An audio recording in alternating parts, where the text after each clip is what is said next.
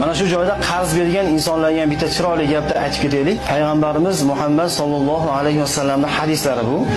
Kim bir insonga qarz bersa-yu, ana shu muddat yetganda qarzni qaytara olmasa, mana shu paytda qarz bergan inson yana kutib turadigan bo'lsa, nech pul qarz bergan bo'lsa va nech kun kutsa, har kuni o'sha qarz berganchalik summa deymizmi, miqdor faqirlarga, muhtoj oilalarga sadaqa qilganchalik savob oladi azizlar. Deylik, misol uchun bir insonga 1 million qarz berdingiz, 10 kun o'tdi, vaqt keldi, yana 5 kun qo'shib bering deyapti bir inson. Musulmon u odam, bitta musulmon birodarimiz. 5 kun qo'shib beryapsa, 5 kun kutdingiz, ana shu qo'shib bergan 5 kuningizni har bir kunida 1 million so'm nima sadaqa qilgan savobni olasiz. Tushundira oldimmi?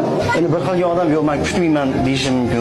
Kutmayman desa ham haqqi bor. Kutmayman desa, ana shu qarz bergan odam yana kimdandir qarz olib berib, o'sha birinchi bergan odamni demak o'sha pulini to'lab turish kerak.